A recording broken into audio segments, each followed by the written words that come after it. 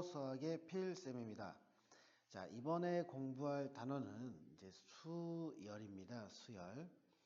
이제 이 수열의 단어는 오늘 개념에 대해서 공부를 하고 이제 등차 수열, 등비 수열 이렇게 우리가 공부를 할 거예요.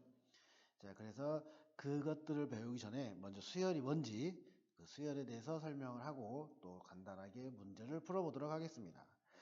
자, 먼저 수열을 보시면 자, 수열은요, 그냥 수의 나열이라고 생각하시면 돼요. 수를 나열한 건데, 제일 중요한 게 바로 얘입니다. 수열은요, 그러니까 문제에서 그냥 수열이라고 하면 무조건 반드시 규칙이 있습니다. 그래서 그 규칙을 찾는 게 이제 여러분의 몫인 거죠.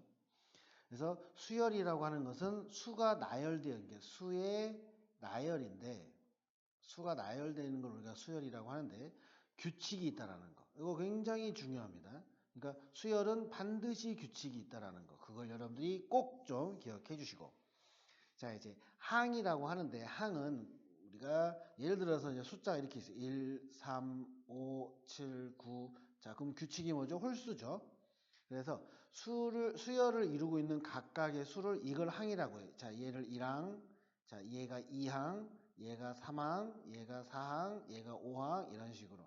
그래서 n번째는 우리가 n항 이렇게 이야기를 합니다. 그래서 수열을 이루는 각각의 수를 우리는 항이라고 하고, 자, 그 다음에 일반항이라는 건 뭐냐면은 자, 수열의 n번째 항 있죠? n번째 항을 우리가 일반항이라고 하는데 나중에 등차 수열이라든지 등비 수열 할 때 무조건 여러분들은 일반항을 찾는 거 그거를 여러분들이 꼭 좀 할 줄 아셨으면 좋겠어요. 그래서 일반항만 찾으면 그러니까 A의 n이 예를 들어서 얘는 홀수니까 자 2n-1일 거거든요. 그러면은 이것만 일반항만 구해 놓으면은 100번째 항이든 100이면 여기에다 100만 곱하면 되는 거잖아요. 이렇게. 그래서 199가 되고 뭐 23번째 항이든 그러면 또 나는 n에다가 23만 넣으면 되는 거잖아요. 그죠? 46, 45 이런 식으로. 그러니까 n번째 항의 식만 찾으면 우리는 수열에 뭐라도 어떤 항이라도 우리가 다 구할 수 있다. 그래서 수열은 일반항 찾는 싸움이라고 생각하시면 될 것 같아요. 자, 그리고 유한수열이라는 것은 이제 항이 유한계 우리가 셀 수 있는 거죠. 뭐 100개다, 200개다, 30개다 이런 식으로 셀 수 있고 자, 무한수열이라고 하는 것은 이제 계속 끊임없이 그냥 계속 간다. 이렇게 우리가 생각하시면 될 것 같아요. 그래서 이제 이 수열을 우리가 공부를 할 때 여러분들이 어떻게 하시면은 그러니까 뒤에 이제 또 등차 등비 하겠지만 이웃하는 항 사이의 차를 계산한다든지 아니면 이웃하는 사이의 비 이제 어떻게 곱해져 가는 거죠. 그리고 각 항이 어떤 수의 제곱인지 뭐 1, 4, 9 이런 거죠. 아니면 또 어떤 수의 세제곱인지 그래서 규칙 다 이런 게 지금 우리가 뭐냐면은 규칙이잖아요. 어떤 규칙이 있는지 찾는 거죠. 그리고 이제 얘를 제가 해드리는 이유는 규칙을 할 때 조금 도움이 되게끔 그러니까 무턱대고 그냥 아무 규칙을 찾는 게 아니라 두 항 사이에 차가 비슷한가? 아니면 두 항 사이에 비가 똑같나? 아니면 숫자를 봤더니 제곱인가? 이런 거. 그리고 역수도 한번 생각해 볼 수 있으셔야 되고 그리고 분수는 분모 분자 따로따로 규칙을 따로따로 세울 수 있다라는 거. 그래서 그 규칙성을 찾는 거를 여러분들이 노력을 해주시면 됩니다. 아시겠죠? 그래서 문제를 풀면서 한번 이야기를 해보도록 하겠습니다. 자, 다음 수열의 규칙을 한번 알아보고 5항과 7항을 구하래요. 자, 먼저 얘를 보시면은 이게 두 항 사이에 자, 여기를 봤더니 6 뺐더니 6이네요. 또 얘를 뺐더니 6이네요. 아, 얘를 뺐더니 6이네요. 아, 그러면 얘는 6씩 더해지고 있는 거죠. 자, 얘가 첫 번째 항, 얘가 두 번째 항, 세 번째 항, 네 번째 항. 그럼 다섯 번째 항은 뭐죠? 여기에 6을 더하는 거니까 25. 그죠? 그 다음에 여섯 번째 항은 또 6을 더하니까 31. 또 일곱 번째 항은 또 6을 더하니까 37. 자, 그래서 제5항 몇입니까? 25. 그리고 제7항 얘는 37이 된다. 이렇게 우리가 찾을 수 있겠죠. 자, 그 다음에 얘 보시면 자, 얘가 1항, 2항, 3항, 4항이에요. 근데 숫자는 똑같죠. 근데 부호가 자, 홀수항일 때는 양수네요. 그런데 짝수항일 때는 음수네요. 그러면 내가 구하고 싶은 건 뭐예요? 다섯 번째 항, 제5항. 제5항은 뭐가 돼요? 홀수니까 양수. 그 다음에 제7항. 얘도 홀수니까 5가 되겠죠. 그래서 그런 규칙을 우리가 찾는다고 보시면 될 것 같아요. 자, 그 다음에 세 번째는 자, 1항, 2항, 3항, 4항이죠. 근데 이제 분자, 분모 따로 봅시다. 분모는 어때요? 이 항보다 일씩 크죠? 그러면은 n번째 항을 우리가 찾아보면은 분모는 이 n번째 항보다 1 더 큰 수니까 n 플러스 1이고 그 다음 분자는 항과 똑같잖아요. 숫자가. 그러면 n이겠네. 그러면은 제5항은 이게 바로 이제 일반항이라고 하는 거죠. 우리가 아까 말했던 n번째 항. 자, 이게 일반항이라고 합니다. 그럼 제5항은 n에다가 5만 넣으면 되겠네요. 그래서 6분의 5. 그 다음 제7항은 마찬가지로 n에다가 7을 넣으면 8분의 7. 이렇게 우리가 식을 구할 수 있는 겁니다. 그래서 규칙을 찾는 거, 그런 걸 여러분들이 충분히 연습을 해 주셔야 돼요. 또 이번에는 일반항을 한번 찾아보자.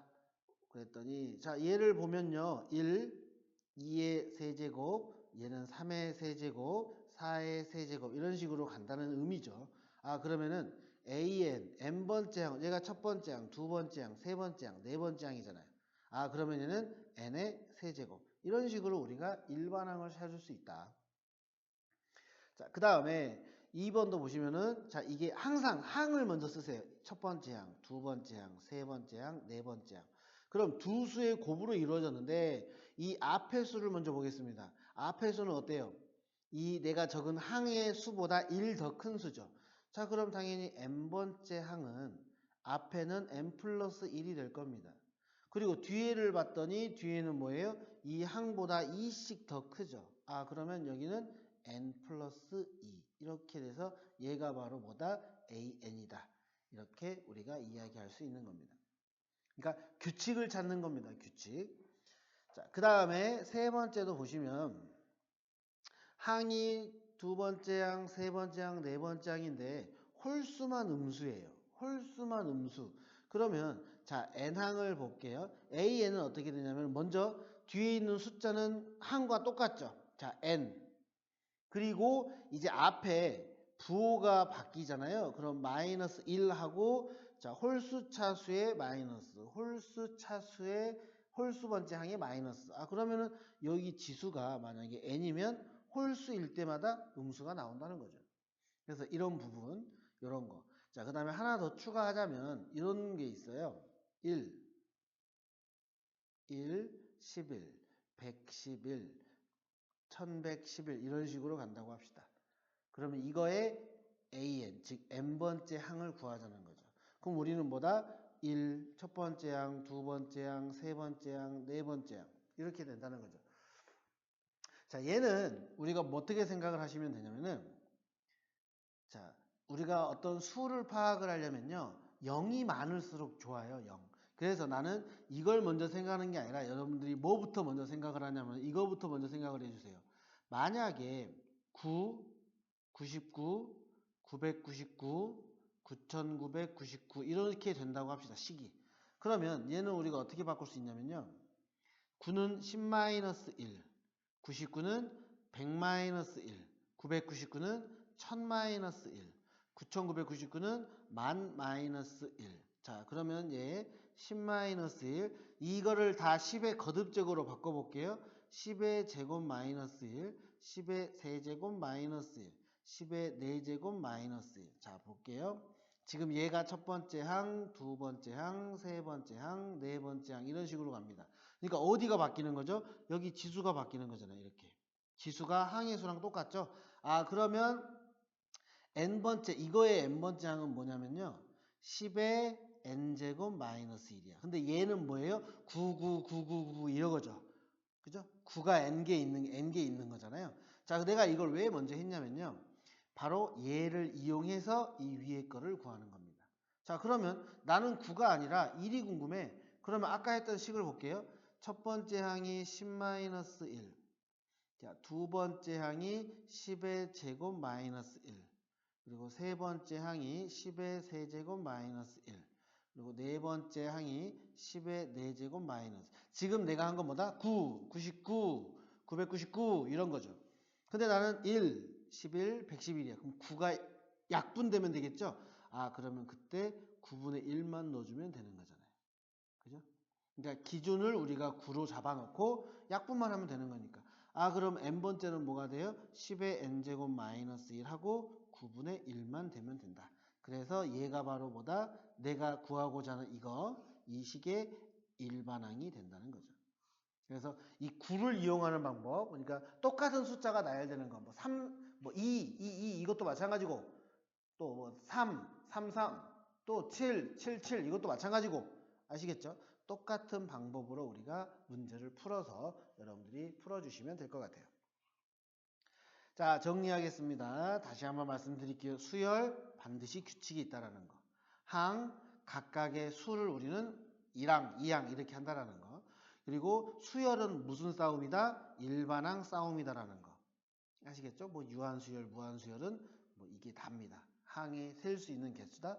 무한은 셀 수 없다. 그래서 수열을 여러분들이 문제를 풀 때 두 가지 다시 한번 말씀드릴게요. 규칙이라는 거, 그리고 일반항을 구하면 끝난다라는 거.